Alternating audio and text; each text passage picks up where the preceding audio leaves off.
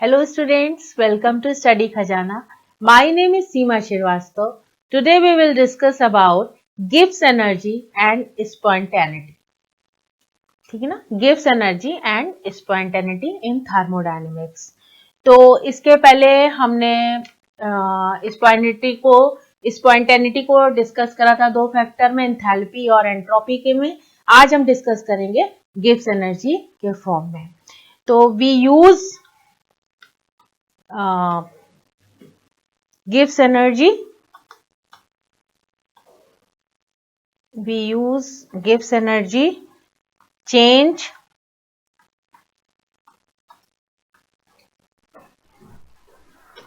for explaining the spontaneity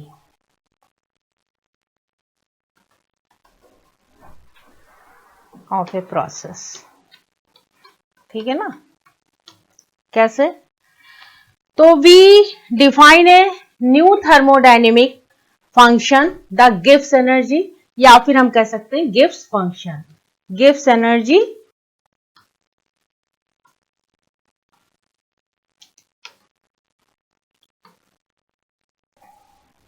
या फिर Gibbs function. तो इसके लिए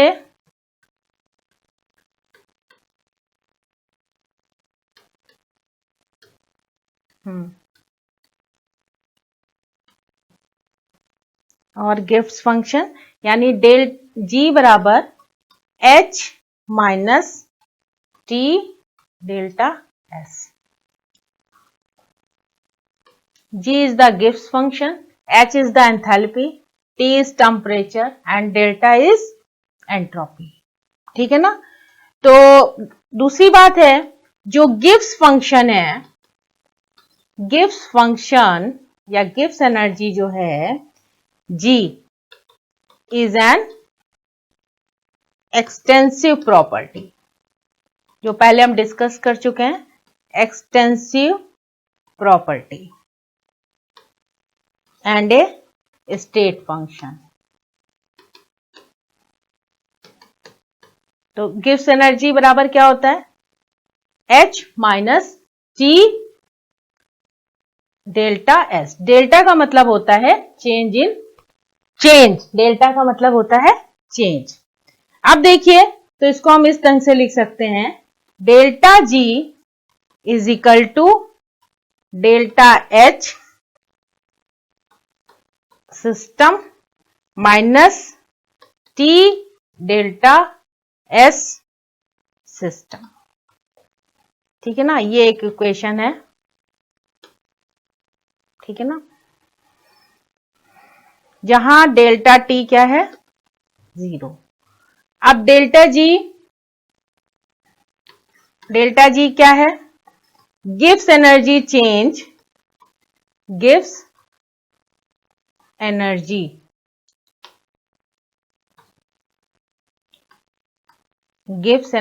चेंज है of the system, of the, यहां पर डाल लीजिए सिस्टम.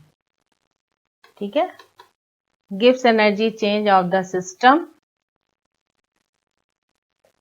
डेल्टा एच ये लिखा है अगर, तो ये हो जाएगा enthalpy change of the system. Enthalpy change of the system. ठीक है, डेल्टा एस है तो ये हो जाएगा एंथैल्पी. डेल्टा एस है तो ये हो जाएगा एंथैल्पी नहीं, ये हो जाएगा entropy. Entropy change of the system. ठीक है ना, and T is temperature, temperature of the system. ठीक है ना.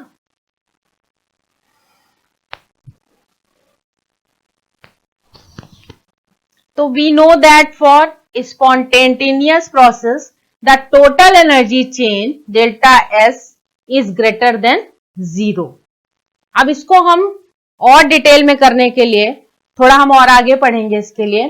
तो इसकी जो यूनिट है डेल्टा जी की, डेल्टा गिब्स एनर्जी की जो यूनिट है वो लिखी जाती है किलो जूल पर मोल, ये यूनिट है। और अगर किलो में है तो आप क्या लिखेंगे, इट इज डिवाइडिंग बाई 1000, ठीक है ना, 1000। देन जी की यूनिट हो जाएगी, जी की यूनिट होगी किलो जूल इस ढंग से लिखेंगे, ठीक है ना। तो ये कुछ हमने अभी बेसिक बातें डिस्कस करी हैं आपको। अब हम बात करेंगे, now let us consider how delta G is related to reaction spontaneity. Let us discuss, let us consider how delta G is related. How delta G is related? Delta G क्या है? Gibbs energy is related to reaction spontaneity, ठीक है ना। तो हम लोग ये जानते हैं, जैसा कि हम पहले पढ़ा चुके हैं, वी नो कि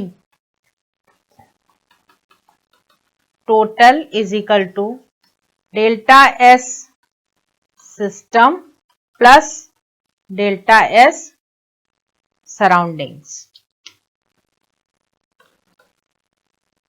ठीक है ना। तो डेल्टा एस टोटल की बात करें तो इसको, ये क्या है डेल्टा एस, यानी ये आपका डेल्टा एस सिस्टम क्या है, entropy change of the system, entropy change of the surroundings and total energy change, total entropy change, ठीक है ना। टोटल एंट्रोपी चेंज बराबर क्या हो जाएगा, total entropy change of the system and total entropy change of the surrounding, ठीक है ना। Delta means change. अब आप देखिए तो increase in enthalpy, increase in enthalpy of the surroundings, increase in enthalpy of the surrounding is equal to decrease in the enthalpy, decrease in the enthalpy of the system। अगर increase हो रही enthalpy of the surroundings की तो ये किसके बराबर है, decrease in the enthalpy of the system. कैसे हैं, आइए आगे इक्वेशन को बढ़ाते हैं। तो therefore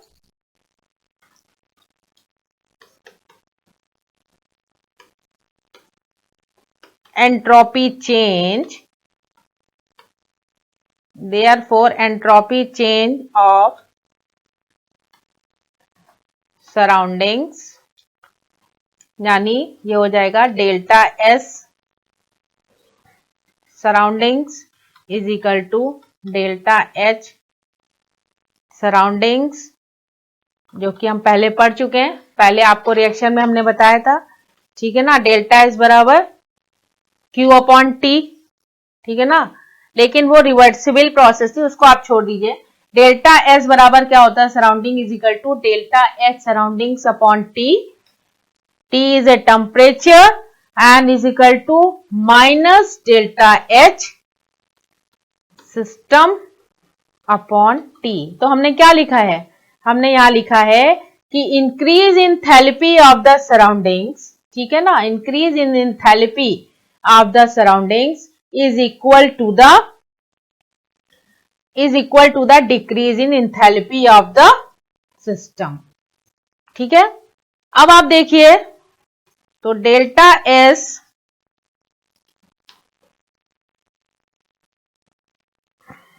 total is equal to क्या हो जाएगा, डेल्टा एस सिस्टम, यहां पे डेल्टा एस रख दिया इसकी जगह, plus minus delta H system upon T.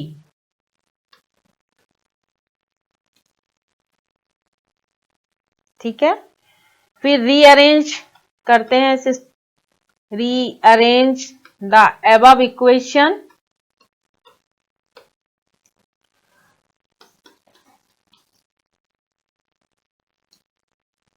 T delta S total,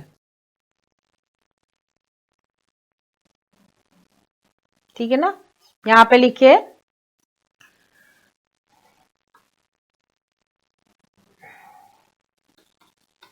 total is equal to T delta S system minus delta H system. तो for spontaneous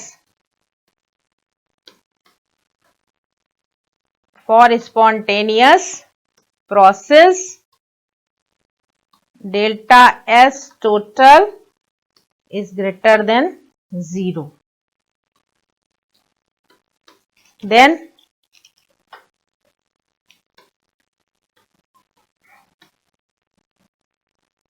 system minus delta H, यहां पर हो जाएगा T delta, यहां पर delta H system is greater than 0,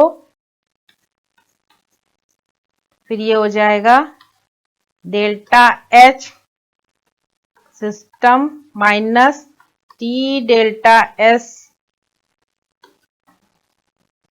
is greater than 0।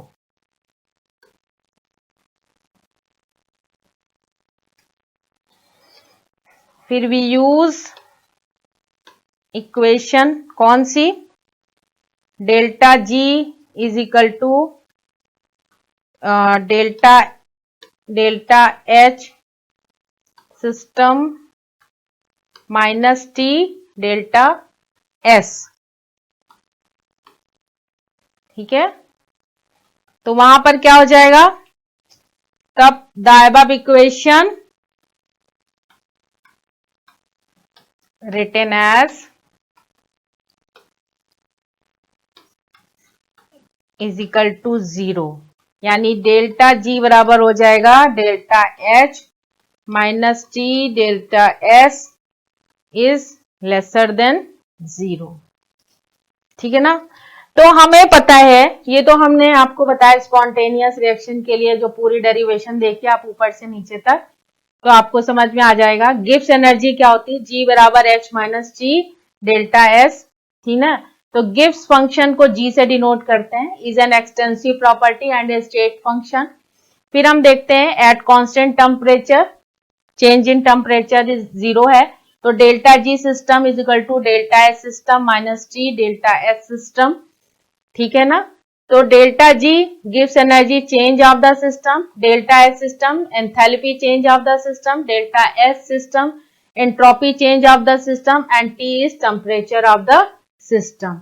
तो delta जी की जो यूनिट है वो किलो जूल पर मोल में लिखते हैं, अगर किलो में है तो इसकी यूनिट हो जाएगी kilo joule per kilo per mole. फिर let us consider how delta G is related to react spontaneity. तो देन वी नो, जो पहले हमने आपको बताया था इसके पहले के लेक्चर में कि delta S total is equal to, मतलब entropy change total is equal to entropy change system plus entropy change surroundings. तो increase in enthalpy of the surrounding is equal to the, we know increase in enthalpy of, if increase in enthalpy of the surrounding is equal to decrease in the enthalpy of the system। तो therefore entropy change of the surrounding कितना हो जाएगा, delta H surrounding is equal to, हम जानते हैं delta H upon delta T के होता है, तो यहां पर इसकी वैल्यू ये रखी। फिर देखिए, फिर हमने क्या करा है, इज इक्वल टू, हमने बताया कि decrease in enthalpy of the system, तो minus delta H system upon T रखा, डेल्टा एच टोटल वैसे ही रहने दिया। फिर यहां पर देखिए डेल्टा एस, हाँ डेल्टा एच सराउंडिंग, फिर डेल्टा एच टोटल यानी total enthalpy is equal to total change enthalpy of system, फिर प्लस, फिर माइनस, इसकी जगह हमने क्या लगा, change decrease in enthalpy of the system क्या थी, delta H system upon T की वैल्यू रखी। फिर रीअरेंज द अबव इक्वेशन, तब अबव इक्वेशन अरेंज करते हैं, तो T delta S total is equal to T delta S system minus delta S system, इस ढंग से लिखा, ठीक है ना। फिर for spontaneous process delta S is greater than zero, delta मतलब total entropy change is greater than zero, तो क्या है spontaneous process, so T delta H system minus delta H system is greater than zero. तो इसको हम इस ढंग से इन्होंने हमने जो लिख के बताया है। फिर अब लास्ट में देखिए, we use equation delta G is equal to delta H system minus T delta, जो पहली इक्वेशन बताई थी, तो the above equation written as minus delta G अगर जीरो है तो डेल्टा जी बराबर T H minus T delta H greater than, sorry lesser than zero, ठीक है ना। अब हमें इससे कंक्लूजन क्या निकलता है, कंक्लूजन ये है कि delta G gives a criteria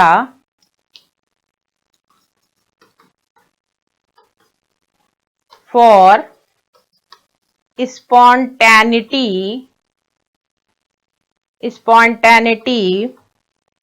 at constant pressure and temperature।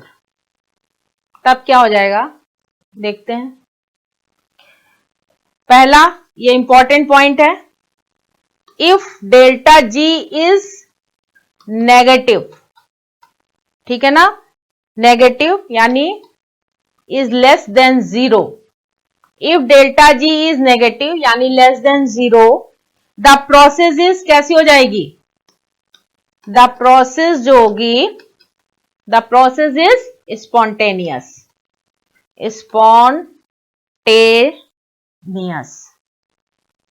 समझ गया कि if delta G is negative यानी लेसर देन जीरो, अगर जीरो से कम है तो क्या होगी, द प्रोसेस इज स्पॉन्टेनियस, और नेगेटिव है, डेल्टा जी क्या है, नेगेटिव है यानी लेस देन जीरो है, तो प्रोसेस कैसी होगी, स्पॉन्टेनियस होगी।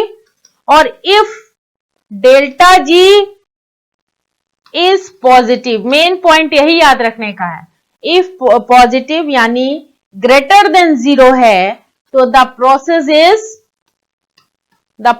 इज नॉन स्पॉन्टेनियस,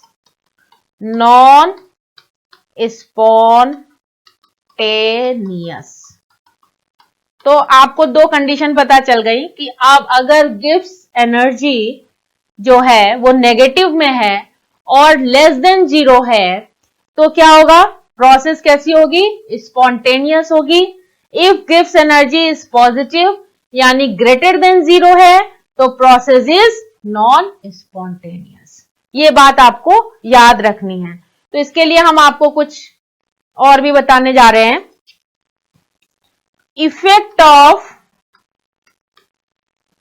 इसमें छोटे छोटे सवाल आते हैं, टेम्परेचर ऑन स्पॉन्टेनिटी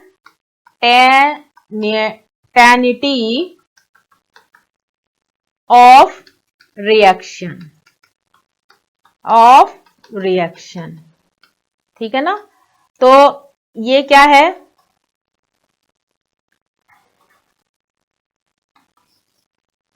ये स्टैंडर्ड वैल्यू है, एंथैल्पी है, एंट्रोपी है, और यहां पर गिब्स एनर्जी है इन रिएक्शन, ठीक है ना। और यहां पर डिस्क्रिप्शन हम देने जा रहे हैं, डिस्क्रिप्शन, ठीक है ना। तो अगर एंथैल्पी माइनस में है, एंट्रोपी प्लस और गिव्स एनर्जी माइनस में है, तो रिएक्शन कैसी हो जाएगी? Reaction spontaneous. रिएक्शन, इसमें छोटे छोटे सवाल आते हैं, आप इसको नोट कर लीजिए। स्पॉन्टेनियस एट ऑल टेम्परेचर, ठीक है ना। अगर यहां पर माइनस है, ये भी माइनस है, ये भी माइनस है, और ये एट लो टेम्परेचर, ठीक है ना। लो टेम्परेचर मतलब T, तो ये कैसी रिएक्शन हो जाएगी? कैसा डिस्क्रिप्शन होगा इसका? रिएक्शन, इसमें भी reaction spontaneous,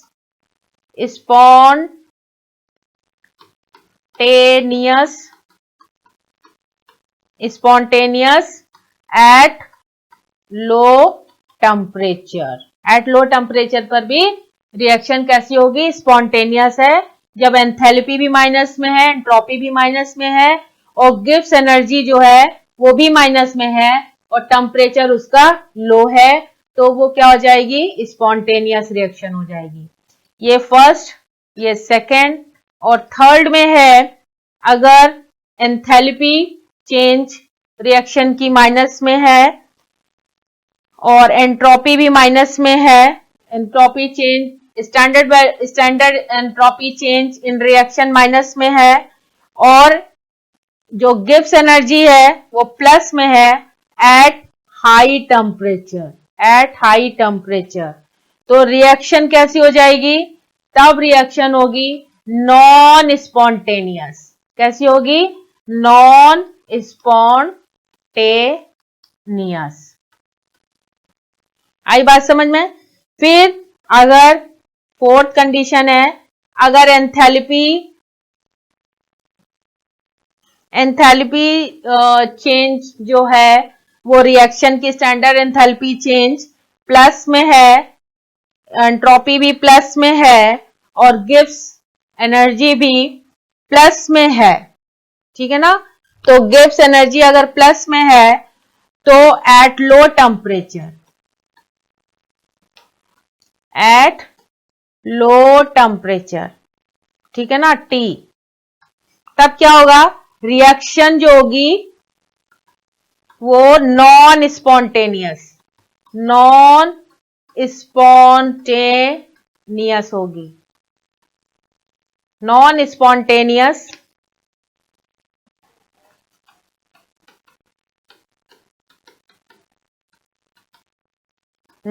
spontaneous at low temperature, ठीक है। फिर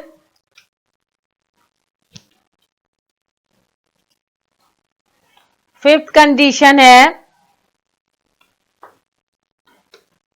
एंथैल्पी प्लस, एंट्रोपी प्लस, और ये गिव्स एनर्जी जो है वो एट हाई टेम्परेचर है, माइनस में है और हाई टेम्परेचर है, तो रिएक्शन कैसी हो जाएगी?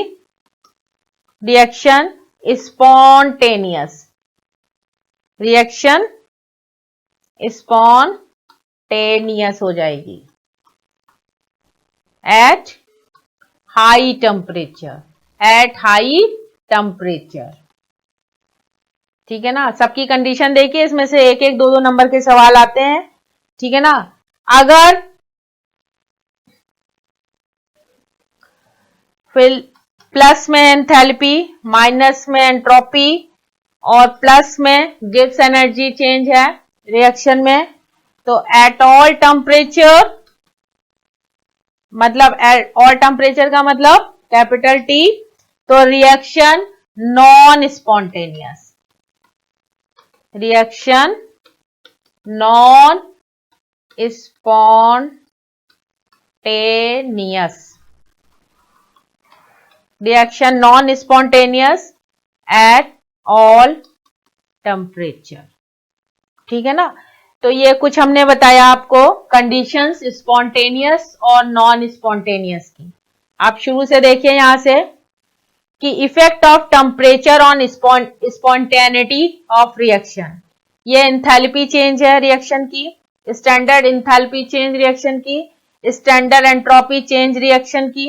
ये gives free energy, standard gives free energy है। और इसका जो डिस्क्रिप्शन इन्होंने दिया है, इसमें एंथैल्पी माइनस चेंज, ये प्लस में है, ये माइनस में है। तो रिएक्शन कैसी होगी? अगर गिव्स एनर्जी माइनस में है तो reaction spontaneous at all temperature है। फिर दूसरी में देखिए, एंथैल्पी जो है वो माइनस में है, एंट्रोपी माइनस में है इन रिएक्शन में, और गिव्स एनर्जी माइनस में है, मगर टेम्परेचर यहाँ पर कैसा लिया जा रहा है? लो लिया जा रहा है। कैसा लिया जा रहा है? लो टेम्परेचर है। तो रिएक्शन कैसी होगी? स्पॉन्टेनियस होगी एट लो टेम्परेचर पर। रिएक्शन तब कैसी हो जाएगी? स्पॉन्टेनियस हो जाएगी एट लो टेम्परेचर पर। फिर थर्ड कंडीशन देखिए, एंथैल्पी माइनस में है, एंट्रोपी भी माइनस में है, मगर जो गिव्स एनर्जी है वो प्लस में है, मगर टेम्परेचर बहुत ज्यादा हाई है। तब कैसी रिएक्शन हो जाएगी? नॉन स्पॉन्टेनियस हो जाएगी। क्या हो जाएगी? नॉन स्पॉन्टेनियस हो जाएगी। फिर अगर चौथी कंडीशन देखिए, एंथैल्पी प्लस में है, एंट्रोपी प्लस में है और गिव्स एनर्जी भी प्लस में है, मगर टेम्परेचर बहुत लो है। टेम्परेचर क्या है? लो है। Temperature is very low.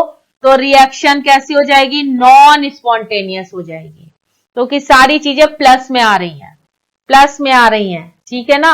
अब देखिए नेक्स्ट इज, एंथैल्पी प्लस में है, एंट्रोपी भी प्लस में है, गिव्स फ्री एनर्जी माइनस में है, मगर टेम्परेचर बहुत हाई है। गिव्स एनर्जी माइनस में है मगर टेम्परेचर इसका हाई है।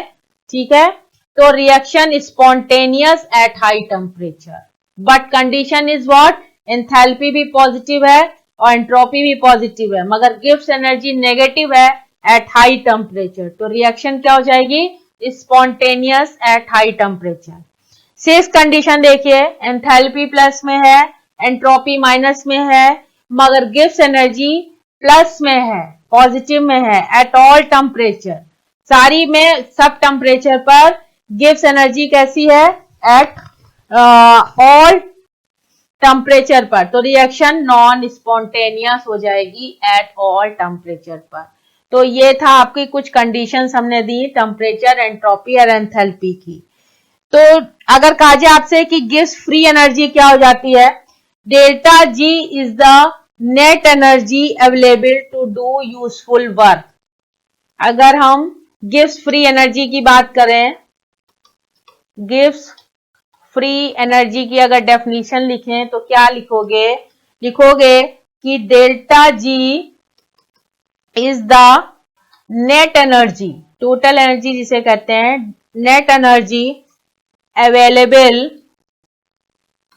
To do useful work, useful work and thus measure of the free energy, thus measure of the free energy, free energy. So for this reason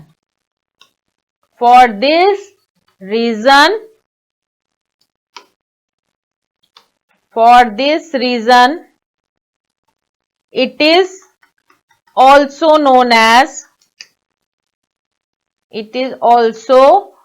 known as free energy of a reaction, free energy of a reaction. तो ये था gives free energy के बारे में कि delta G is the net energy available to do useful work. ठीक है ना? And this measure of the free energy. ठीक है ना? तो delta G gives a criteria for spontaneity at constant pressure and temperature. Delta G is negative यानी is lesser than zero, तो the process is spontaneous. If delta G is positive and greater than zero, अगर greater than zero, the process is क्या हो जाएगी? The process is non spontaneous, the process is non spontaneous. तो ये था Gibbs energy के बारे में हमने बात करी। और जो स्पॉन्टेनिटी को हमने डिफाइन करा था, स्पॉन्टेनिटी को हमने एंट्रोपी के टर्म में जो डिफाइन किया था कि वो हम बहुत पहले की बात है, जो इस पहले की बात क्या है, इसके पहले के लेक्चर में हमने बताया था कि द डिग्री ऑफ रेंडमनेस और डिसऑर्डर ऑफ द सिस्टम, तो greater is the disorder in the system, the higher is the entropy. ठीक है ना, हायर इज द एंट्रोपी। तो वहां क्या होगा, उसकी एंट्रोपी ज्यादा हो जाएगी। और एंट्रोपी कम कब होगी, एंट्रोपी कम होगी जैसे क्रिस्टलाइन कोई सॉलिड चीज है तो उसमें डिक्रीज ऑफ रेगुलरिटी, उसकी रेगुलरिटी कम होती है इन structure substance. The crystalline decrease of regularity in structure would mean increase in entropy. और अगर वही मॉलिक्यूल्स अरेंज्ड फॉर्म में है यानी ऑर्डर्ड फॉर्म में है तो उसकी रेगुलरिटी क्या हो जाए, उसका क्या हो जाएगा, रेगुलरिटी बढ़ जाएगी यानी उसकी एंट्रोपी बहुत कम होगी। तो जहां पर रेंडमनेस ज्यादा होगा उस स्टेट में उस जगह पे क्या होगा, एंट्रोपी क्या होगी, बड़ी होगी, उसकी एंट्रोपी बहुत जाओगी। वेयर हीट इज, अगर हम किसी सिस्टम में ऐड कर देते हैं तो increase molecular motion causes increase randomness, वहां पर क्या बढ़ जाता है, रेंडमनेस ज्यादा हो जाता है और उसकी एंट्रोपी ज्यादा हो जाती है। तो ये हमने पहले एंट्रोपी के बात करी थी और एंथैल्पी के टर्म में भी स्पॉन्टेनियस को डिस्क्राइब किया था कि एंथैल्पी अगर नेगेटिव है यानी कम हो रही है, एक्सोथर्मिक रिएक्शन हो रही है, तो वहां पर कौन सा, वहां पर स्पॉन्टेनियस रिएक्शन हो रही होगी, जैसे मेल्टिंग ऑफ, जैसे रस्टिंग ऑफ एन आयरन। ठीक है ना, रस्टिंग ऑफ एन आयरन है, मेल्टिंग ऑफ एन आइस है, ये सब क्या है, स्पॉन्टेनियस रिएक्शन को शो करते हैं। तो ये तो और आज हमने अभी बात करी है गिब्स एनर्जी एंड स्पॉन्टेनिटी के बारे में। तो गिब्स एनर्जी कब होगा, नेगेटिव है और उसकी वैल्यू 0 से अगर कम है तो वहां पर स्पॉन्टेनियस प्रोसेस हो रही होगी। कौन सी प्रोसेस हो रही होगी, स्पॉन्टेनियस प्रोसेस हो रही होगी।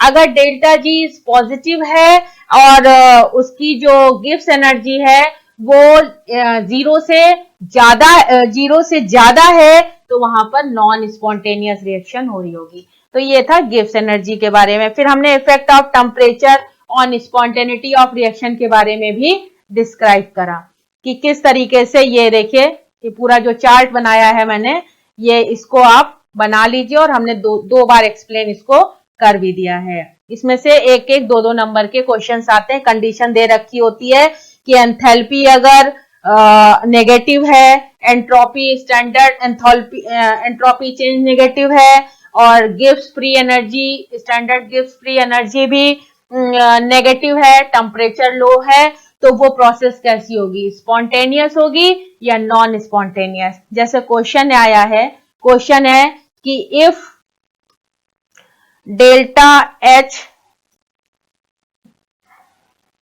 आर इज, ठीक है ना, नेगेटिव, ठीक है ना, फिर इफ डेल्टा रिएक्शन में डेल्टा एस जो है इज नेगेटिव, ठीक है, फिर गिब्स एनर्जी अगर नेगेटिव है, आर है, ठीक है ना, और नेगेटिव है और टेम्परेचर लो है, तो what is the reaction nature, what is type of reaction, what is type of reaction. तो इसको आप कैसे लिखेंगे, इसको, इसमें 4 दे रखे होंगे, जैसे 4 ऑप्शन दे रखेंगे, स्पॉन्टेनियस है, नॉन स्पॉन्टेनियस है, नॉन स्पॉन्टेनियस है, ठीक है ना, या इक्विलिब्रियम है, ठीक है ना, इक्विलिब्रियम है या नन। तो आप लिखेंगे spontaneous, this is the correct answer. This is correct answer. तो जैसा कि हमने ऊपर आपको चार्ट बनाया उसमें से ही आपको कंडीशन देखनी होगी, उसको लर्न करना होगा ध्यान से और फिर आपको आंसर बताना होगा। चलिए अब ये बात हो गई हमारी गिव्स एनर्जी और स्पॉन्टेनिटी के बारे में। अब हम बात करेंगे gives energy change and equilibrium. Equilibrium, ठीक है ना। इक्विलिब्रियम का मतलब क्या होता है? इक्विलिब्रियम का मतलब होता है reaction takes place on both side. तो ये कैसा इसको क्या कहेंगे?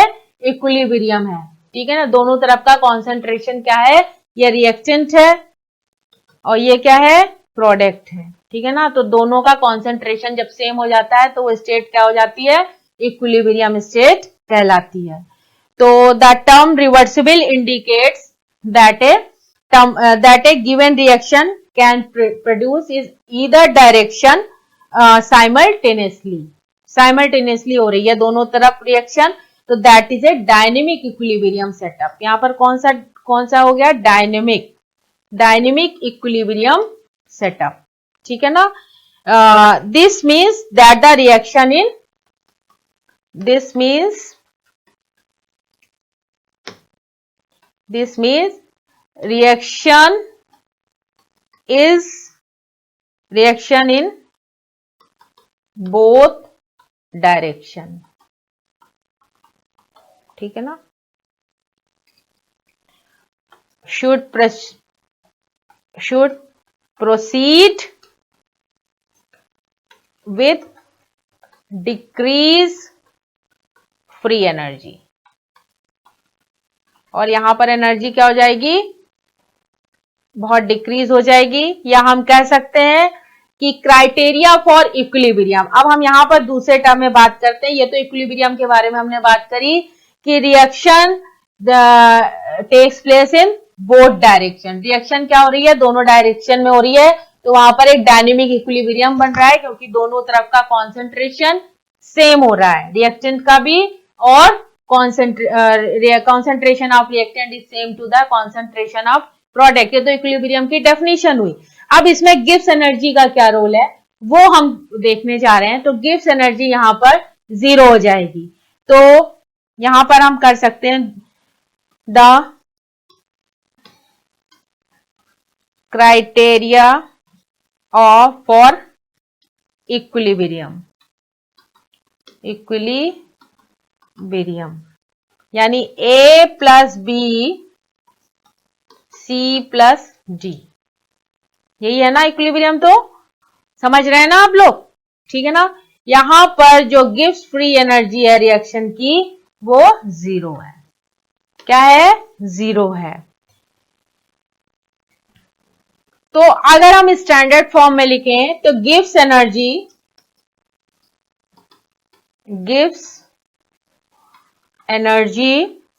for a reaction in which all reactant and products are in standard states यानी delta G is related to the equilibrium constant, equilibrium constant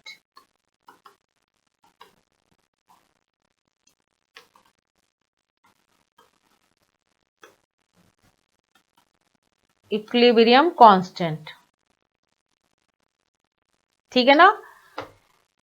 तो at the reaction as follows, तब कैसे रिएक्शन लिखेंगे? At the reaction as follows कैसे? यानी आप देखिए 0 is equal to plus RT log n K, ठीक है ना। तो delta RG is equal to minus RT के,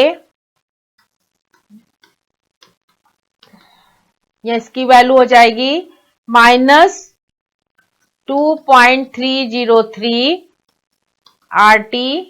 R is Riebenberg constant, T is temperature, K is constant, equilibrium constant. ठीक है ना.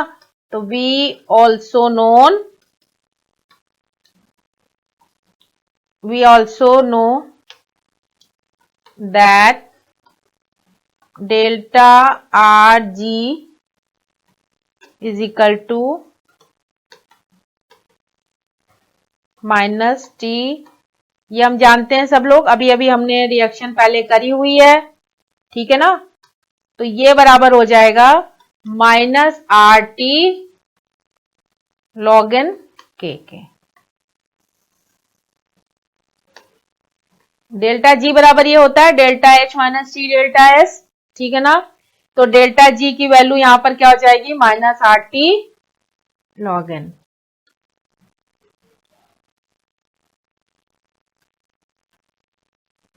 ठीक है. अगर एंडोथर्मिक रिएक्शन है, एंडोथर्मिक रिएक्शन, अगर एंडोथर्मिक रिएक्शन है तो the value of enthalpy change may be large होगी and positive, may be large and positive. तो उस केस में क्या हो जाएगा, in such a case value of K will be smaller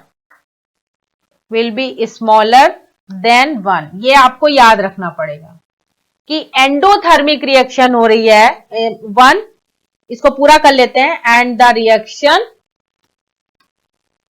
reaction is unlikely to form much product. Unlikely to form much product. ये कब है, ये कंडीशन है जब एंडोथर्मिक रिएक्शन हो रही है, मतलब एब्जॉर्प्शन ऑफ हीट. तो the value of delta H का मतलब एंथैल्पी चेंज इन रिएक्शन. तो ये इसकी वैल्यू लार्ज हो जाएगी और पॉजिटिव होगी. कब, such a case value of K will be smaller than the 1. तब जब उसकी वैल्यू K की वैल्यू स्मॉलर है, स्मॉलर देन 1, K की वैल्यू स्मॉलर देन 1, तब ये कंडीशन अप्लाई आप करेंगे. Delta H may be large and positive. कब होगा, तब हो जाएगा then in such a case value of K will be smaller than 1 and the reaction is unlikely to form much product. फिर दूसरी कंडीशन है in case of exothermic. Exothermic का मतलब क्या हो रहा है, एनर्जी क्या हो रही है, बाहर एनर्जी इवॉल्व हो रही है. ठीक है ना. तो तब क्या हो जाएगा, जो एंथैल्पी है रिएक्शन की इज लार्ज एंड नेगेटिव. वहां पर क्या हो रहा था, एक्सोथर्मी में पॉजिटिव था, यहां पर क्या हो गया, नेगेटिव है. Large and negative. एंड तब फ्री गिव्स एनर्जी क्या हो जाएगी, डेल्टा G की वैल्यू हो जाएगी इज लाइकली टू बी, ये भी लार्ज होगी एंड नेगेटिव होगी इन एक्सोथर्मिक केस में. ठीक है ना. -2. तो in such case K will be, जो K होगा will be much larger then,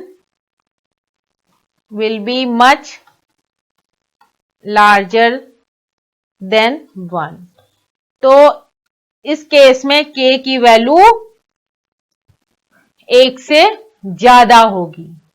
समझ में आया कि जब एक्सोथर्मिक रिएक्शन है तो डेल्टा H जो एंथैल्पी है रिएक्शन की वो लार्ज होगी और नेगेटिव होगी, और गिब्स एनर्जी भी क्या होगी, लार्ज होगी, नेगेटिव होगी। उस केस में K will be much larger then 1।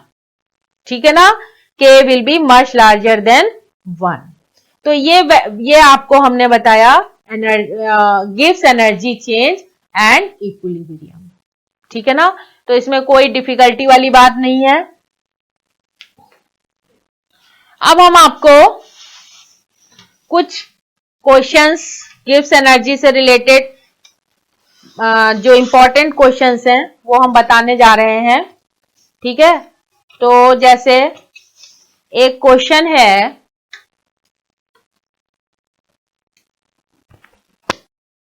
Heading डाल लीजिए gives energy related questions.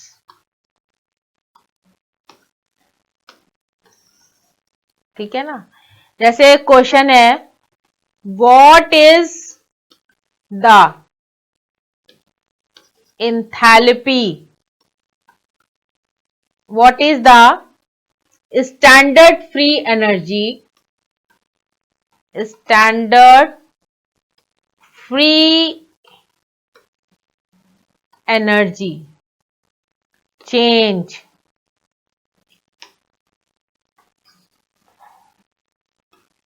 delta G for the following reaction at 25 degree centigrade. ये आप क्वेश्चन नोट करिए। What is the standard free energy change, ठीक है ना, standard free energy change for the following reaction at 25 degree centigrade. यानी एक reaction दे रखा है N2 nitrogen plus 3H2 gives ammonia. ठीक है, तो the value for delta H and एसिस वो है -91.8 kilo joule and -198.0 joule per kilo. ठीक है ना, ये आपको वैल्यूज दे रखी है। एस की वैल्यू दे रखी है, एस की वैल्यू दे रखी है 90, यहां पर आप 91 कर लीजिए, -91.8 दे रखी है डेल्टा H की वैल्यू। ये किसकी वैल्यू दे रखी है, डेल्टा H की, और -198.0 ये दे रखी वैल्यू S की। अब आपको इसको क्या फाइंड करना है, what is the standard free energy change, ठीक है ना, फॉर द फॉलोइंग रिएक्शन। तो इसको कैसे निकालेंगे, सबसे पहले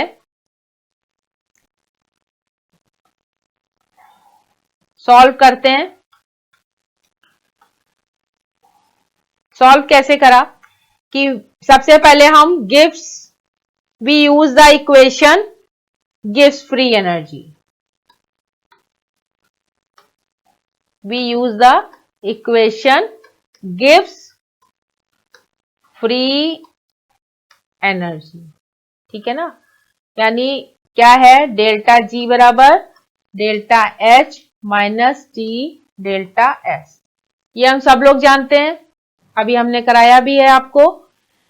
फिर सेकंड में substitute the values,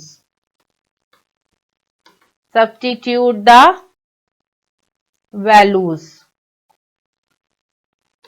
in the above equation. ठीक है ना, तब क्या हो जाएगा, delta G is equal to, delta H की वैल्यू क्या दे रखी है, -91.8 किलो जूल, -298 टेम्परेचर है, ठीक है ना, यानी 273 में अगर 25 ऐड करो तो ये 290 आ गया, 298 आ गया, ठीक है ना, ये केल्विन में चेंज हो गया। तो 298 के फिर -0.198,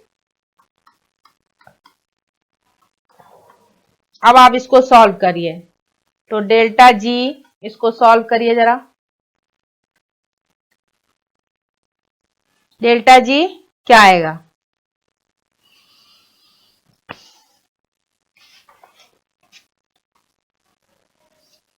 देखिए इसको अगर पूरा सॉल्व करेंगे, सबको सॉल्व करना आता होगा क्योंकि आप लोग मैथमेटिक्स 10 तक तो पढ़े ही हैं, 11 तक, 10 तक की तो बेसिक अगर आपको आता है तो ये आपको सॉल्व करने पर ये आएगा करीब -32.8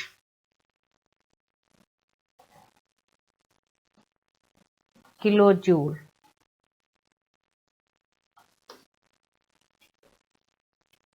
सॉरी, इसको जरा फिर से सॉल्व करिए, माइनस, इसको सॉल्व करने पर आएगा -389.9।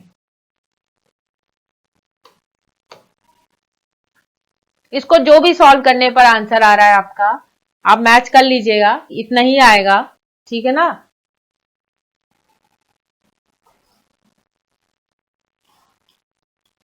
एक मिनट, इसको जरा सॉल्व भी करते हैं पहले, प्लस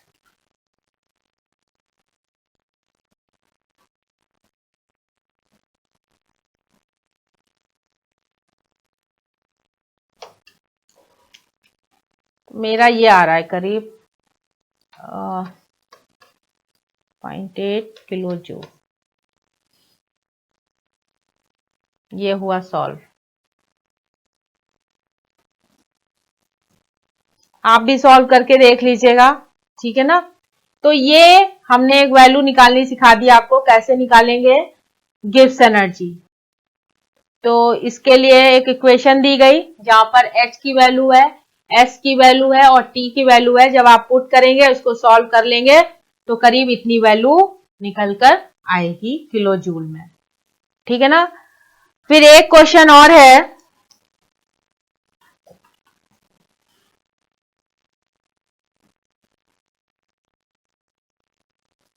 ठीक है, फिर एक क्वेश्चन और लिख लीजिए,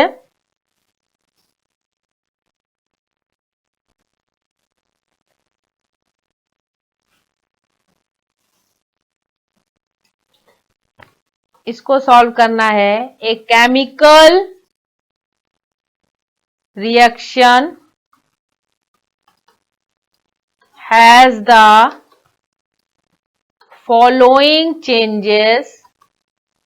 following changes in enthalpy and entropy, ठीक है ना, यानी डेल्टा एच दे रखा है +380 और डेल्टा एस दे रखा है +870, ठीक है ना, ये दे रखा है।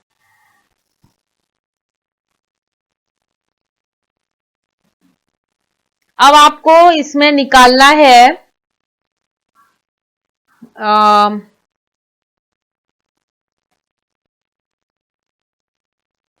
हाँ, इसको आप निकाल के बताइए कि व्हाट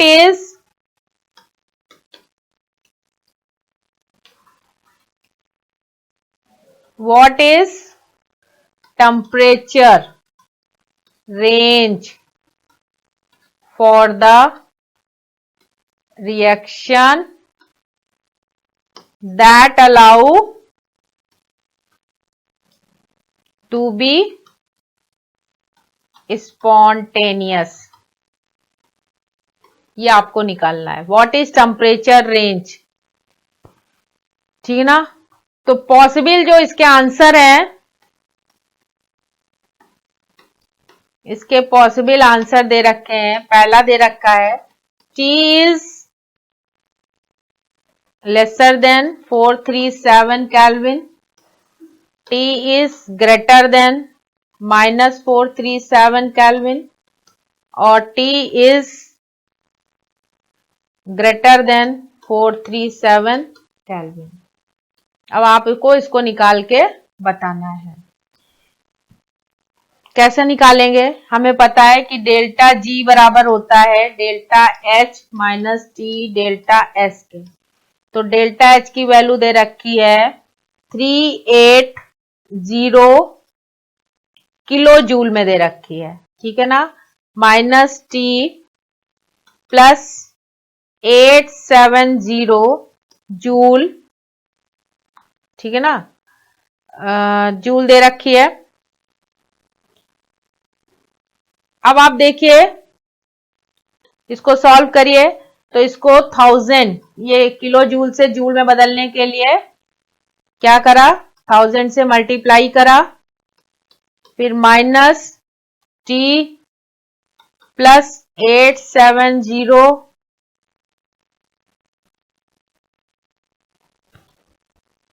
ठीक है. अब आप देखिए देन T बराबर क्या हो जाएगा 43. इसको जब माइनस करेंगे 437 किलो आ जाएगा. ओ सॉरी T बराबर 437 केल्विन. ठीक है ना. विच इज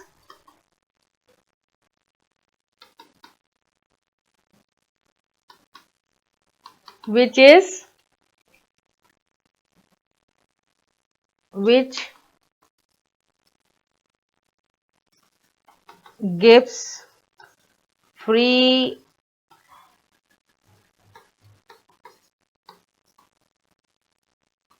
is 0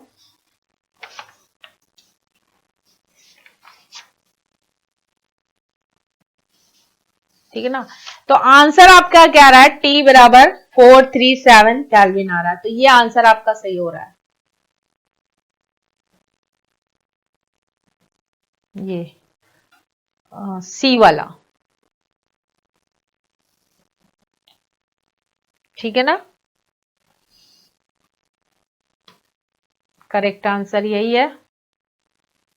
तो इसको आप लिख सकते हैं ए reaction is spontaneous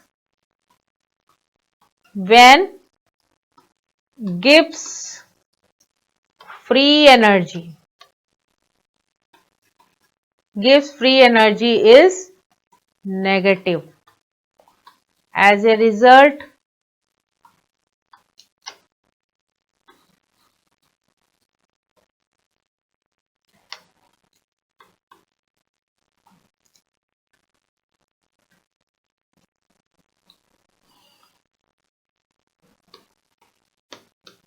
we need to determine the temperature range where gives free energy is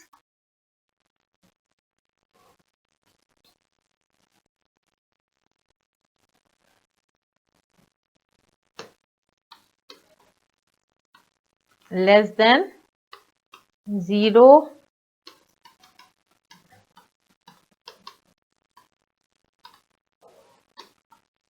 Values for changes enthalpy and entropy. Then we can plug them into the Gibbs free energy. Gibbs free energy in equation, and it is equal to 0. अब कैसे, यहां पर आप देखिए, ये 0 is equal to, यहां पर ये तो वो उसकी बात हो गई। क्वेश्चन कहाँ गया, ये क्वेश्चन है ना, हाँ, तो यहां पर ये 0 रख रहा है, ठीक है ना। देन इसकी वैल्यू क्या आ जाएगी, t बराबर 437 के, ठीक है ना। तो आप सिर्फ इसको इससे भी निकाल सकते हैं, केवल आप इस फॉर्मूले को देखकर चलें तो भी आपकी वैल्यू निकल आएगी, ठीक है ना। तो ये कुछ क्वेश्चंस थे जो हमने कराए हैं आपको गिब्स एनर्जी से रिलेटेड। और भी क्वेश्चंस देख लेते हैं कुछ।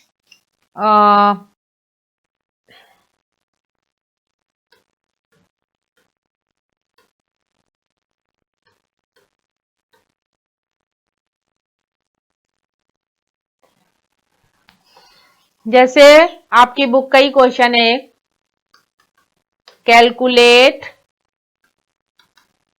Delta G for conversion of oxygen to ozone, 3/2 oxygen, ठीक है ना। It gives O3 at 298 Kelvin. If Kp for the conversion is 2.47 into 10 की पावर 29। अब सोल्यूशन देखिए कैसे निकालेंगे। We know delta G is equal to 2.303 RT log Kp, ऐसे लिख सकते हैं, ठीक है ना। And therefore delta Rg is equal to क्या हो जाएगा, माइनस, यहां पर ये माइनस लगाइए, ये माइनस में है वैल्यू, ठीक है ना। तो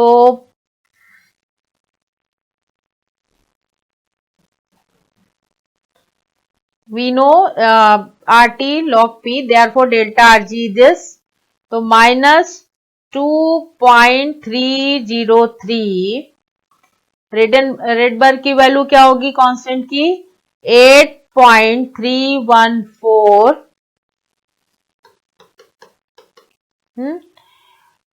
और इंटू 298, कितने डिग्री पर है, 298 डायरेक्ट स्टैंडर्ड टेम्परेचर दे रखा हुआ है 298 के, और लॉग ये दे रखा है 2.47 इंटू 10 की पावर 29। अब जो भी आप इसको सॉल्व करेंगे वो इसकी वैल्यू हो जाएगी। इसको पूरा सॉल्व करिए, ठीक है ना। लॉग की वैल्यू भी दे रखी है इसमें, तो इसको जब हम सॉल्व करेंगे तो ये करीब आएगा 163,000 जूल पर मोल करके आ रहा है, और किलो जूल में है तो 163 किलो जूल, 1000 से डिवाइड कर दिया, किलो जूल पर मोल। तो इस ढंग से डेल्टा जी को हमने, जो ये क्वेश्चन था क्या, calculate delta G for conversion of oxygen to ozone 3/2 oxygen, से ओजोन में कन्वर्ट हो रहा है एट 298 केल्विन पर। If Kp for the conversion is 2.47 into 10 की पावर 29 माइनस 29, ठीक है ना, ये वैल्यूज दे रखी हैं। तो मुझे पता है कि डेल्टा Rg बराबर होता है -2.303 RT log Kp के। देयरफॉर डेल्टा Rg बराबर हो जाएगा -2 सारी वैल्यूज, ये कांस्टेंट वैल्यू रखी है इन्होंने, ठीक है ना। T की वैल्यू भी पता है हमको, और log n Kp की वैल्यू कितनी दे रखी है 2.47 इंटू 10 की पावर -29 दे रखी है। व्हेन यू सॉल्व इट तब ये वैल्यूज आ जाएगी। तो दिस इज द आंसर। तो ये हमने काफी क्वेश्चंस आपको करा दिए हैं थर्मोडायनेमिक्स में गिब्स एनर्जी पर, ठीक है ना। नेक्स्ट लेक्चर में पूरे लेसन के कोई क्वेश्चन हम कराएंगे। और थैंक यू सो मच। आपको हमने काफी इसमें क्वेश्चन आंसर्स गिब्स एनर्जी के दिया है और समझाने की कोशिश करी है अच्छे ढंग से। आपको आई होप कि आपको अच्छे ढंग से समझ में आ गया होगा। फिर भी अगर कोई क्वारीज लेनी है तो studykhazana.com से ले सकते हैं। Thank you so much. Have a nice day.